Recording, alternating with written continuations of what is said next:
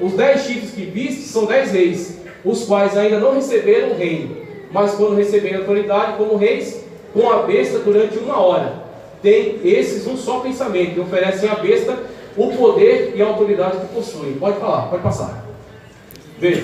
Tomara que tenha salvo, né? Essa aqui, ó, vocês podem encher, tá aí. Essa aqui é uma possível interpretação para essa questão dos reis. Então, dentre os autores que eu consultei, eu gostei mais desse autor, o Balkan. E o Balkan, ele traz novamente a questão dos 7. 7 já foram. E ele fala, esse empréstimo que se faz, do número 7, novamente dá o sentido de plenitude. Ou seja, os monarcas que foram antes, 7 já foram, 5 já caíram. E aí ele dá uma contextualização histórica nesses 5. O 7 fala da totalidade de reis que já foram. O 5 enfoca nos que já caíram. E aí temos Tibério, Calígula, Cláudio, Nero, Galba e outro, e Vitério, que foi um triunvirato, Vespasiano, tá ok? Um existe, e aí nós temos a maior probabilidade de João ter tido aquelas visões no tempo de Domiciano. O outro ainda não é vindo, mas quando vier convém que dure pouco, Neva. E aí temos o 8º, que será a manifestação de Nico. O que João está nos transmitindo com essa visão aqui? O anticristo, o seu reinado, a sua manifestação era uma continuidade. Era uma linha de continuidade. Ele não vai ser simplesmente algo que está totalmente desconexo. Ele é algo que está numa linha contínua. Então, como nós vemos desde épocas remotas da história, por exemplo, desde Nimrod, logo depois de Noé, veja só, que época histórica antiga. Logo depois do dilúvio, Noé, seus 3 filhos, Sem, Cã e Jafé, eles se multiplicam. É dado a ordem, espalhar pela terra, povoar a terra novamente. Eles desobedecem a ordem. E desobedecendo a ordem, o que eles fazem? Não, vamos erguer uma torre e vamos consagrar o nosso nome. Vamos colocar o nosso nome acima do nome de Deus.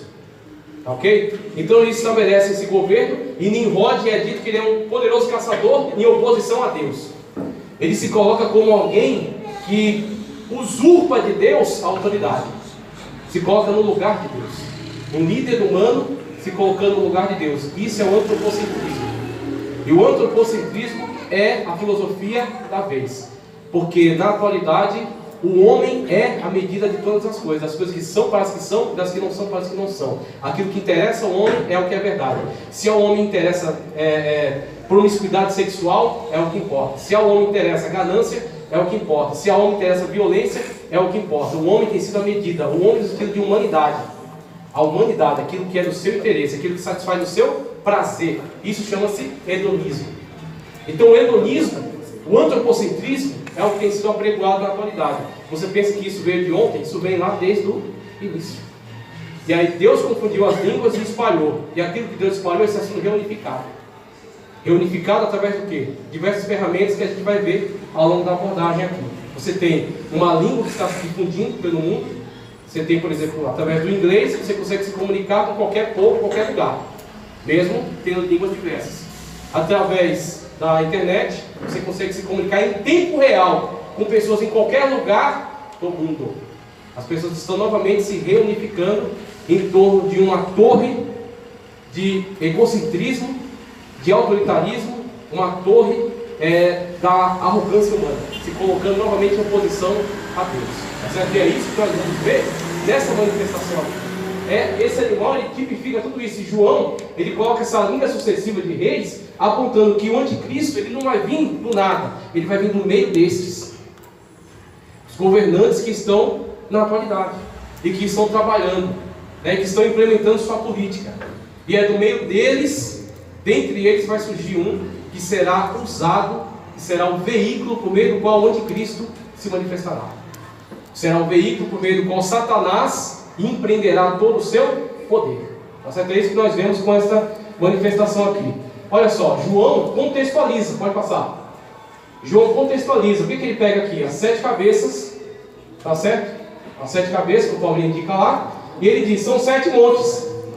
E aí ele pega aqui a questão geográfica de Roma, está ali o rio Tibre, o sítio de Roma, e nós temos aqui o monte Palatino, Capitólio, Quirinal, Viminal, Célio, Aventino e Esquilino. 7 montes, então dos quais está assentada a cidade. E a cidade é a rainha dos povos. A cidade que reina sobre muitos povos. E a cidade que durante muito tempo impôs o seu poder. Então, aquela representação na época de João era a representação perfeita do reino do anticristo. Então, João, ele nos alerta a partir da sua época. João, ele fez algo extraordinário, porque João, mesmo com as suas limitações da sua época, ele nos indicou aquilo que nós podemos ver hoje com nossos olhos. Então, João disse: olha, está vendo esse governo aqui? Está vendo esse poderio aqui? Esse poderio é esse aqui, as 7 cabeças, tá certo? As 7 cabeças, que o Paulinho indica lá, e ele diz: são 7 montes. E aí ele pega aqui a questão geográfica de Roma, está ali o rio Tibre, o sítio de Roma, e nós temos aqui o Monte Palatino, Capitólio, Quirinal, Viminal, Célio, Aventino e Esquilino. 7 montes, então dos quais está assentada a cidade. E a cidade é a rainha dos povos. A cidade que reina sobre muitos povos. E a cidade que durante muito tempo impôs o seu poder. Então, aquela representação na época de João era a representação perfeita do reino do anticristo. Então, João, ele nos alerta a partir da sua época. João, ele fez algo extraordinário, porque João, mesmo com as suas limitações da sua época, ele nos indicou aquilo que nós podemos ver hoje com nossos olhos. Então, João disse: olha, está vendo esse governo aqui? Está vendo esse poderio aqui? Esse poderio é exatamente a representação perfeita daquilo que será o anticristo, quando ele se manifestar. E o anticristo está construindo toda essa base aqui, como nós temos já analisado. Pode continuar. Sequência, veja só, os 10 chifres. E os 10 chifres que viste são 10 reis, os quais ainda não receberam o reino, mas recebem autoridade como reis, com a besta, durante uma hora. Isso aqui para João, isso aqui para a época, para o contexto de João, é algo muito estranho. É algo muito estranho. Para o contexto de João, é algo muito diferenciado. Como assim? Seria a palavra mais que João, de repente, ao transcrever essa revelação da parte de Deus, ao ler para os irmãos, e aos irmãos ouvirem as informações, com certeza perguntaram: João, como assim? Por uma hora? Como é que o rei se estabelece, ganha poder por uma hora? Como é que os 10 reis estabelecem-se no poder por uma hora e cedem o poder a um outro rei? Isso para o contexto de João era completamente diferente, mas não para o nosso. Lembre-se que no começo da palestra eu falei, a globalização econômica e o globalismo político estão quebrando as fronteiras nacionais, estão quebrando as fronteiras dos países e está unificando tudo num bloco. Tá certo? Está unificando tudo num bloco, um grande bloco. Então, por exemplo, um país não participa individualmente do sistema político atual, ele participa em bloco. O Brasil se une com a Índia e com a Rússia faz o BRICS. Com a Índia faz o BRICS. Tá certo? E aí outros países se reúnem em bloco, tem o Mercosul, tem o NAFTA, tem a União Europeia, tá certo? Tem os títulos asiáticos, e por aí vai, blocos.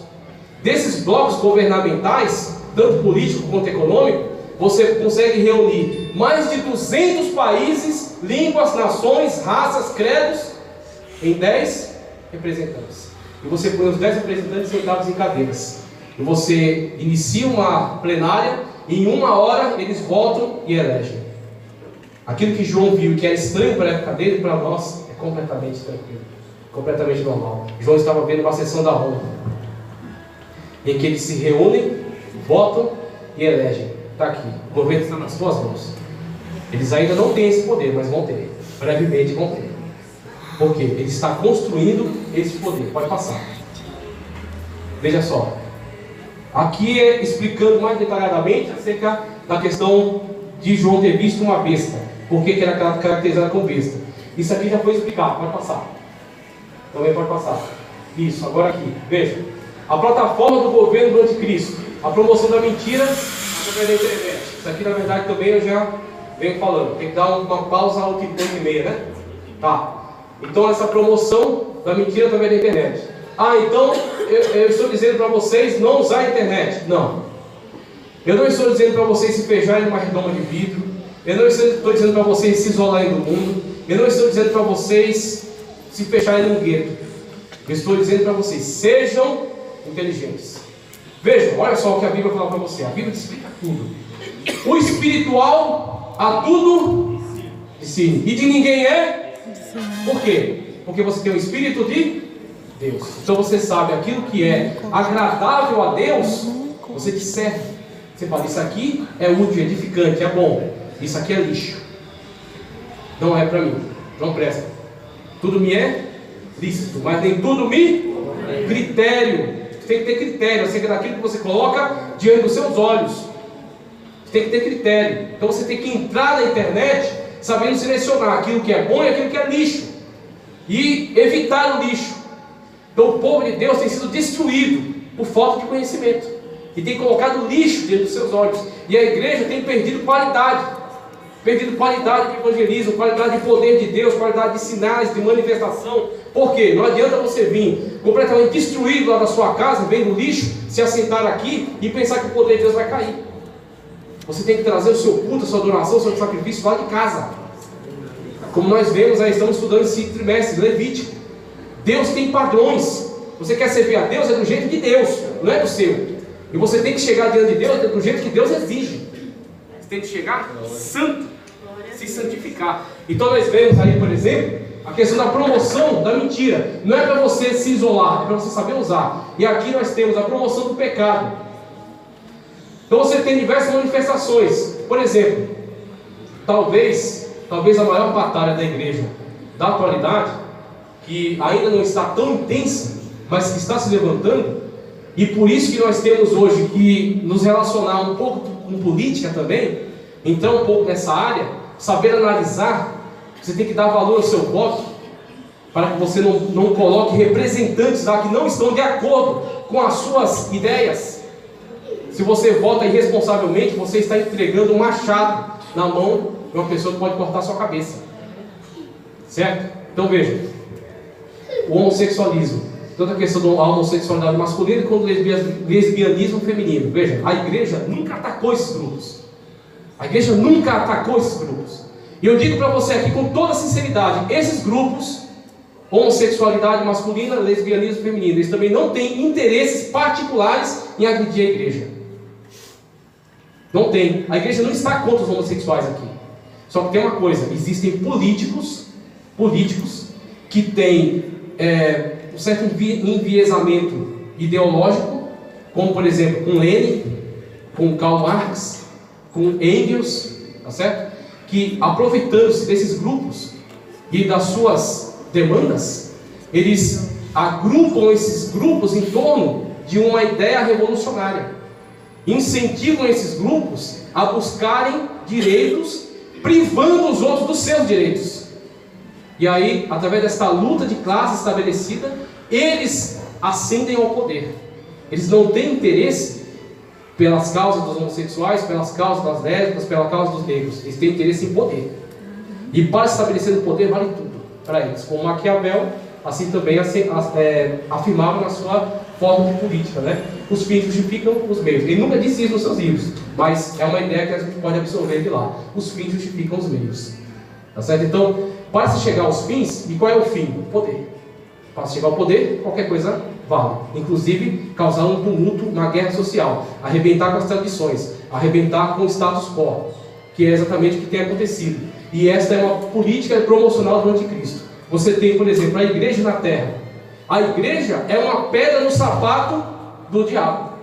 A igreja é uma pedra no sapato do anticristo, da unificação total em torno desse governo. Então, contra quem você acha que é a maior iniciativa dele? Contra a igreja. Não adianta ele atacar a igreja de frente, porque sempre que ele atacou de frente ele perdeu. Então o que ele faz? Ele vai pelas beiradas, vai levantando um grupo aqui, um grupo ali, demandas, leis que vão contra o casamento, leis que vão contra a vida, direito ao aborto. Direito ao aborto é o direito de matar inocentes. Então você vai, através desses grupos, a promoção do governo do anticristo, o combate contra a igreja e a promoção do seu governo. Uma sociedade completamente manipulável, completamente sem uma regra e um padrão. Uma sociedade completamente entregue nas suas mãos. É isso que ele está promovendo. Então nós temos aí entrada da questão do comunismo, arrebentando todo o conceito religioso, contra todo tipo de qualquer religião, o anarquismo, que aí favorece a questão revolucionária, e nós temos o misticismo, o neopaganismo, através dessas religiões advindas aí, principalmente do Oriente, que são promovidos pela ONU. Então, esse texto aqui eu não vou nem ler para a gente ganhar mais tempo. Pode ir, pode seguir.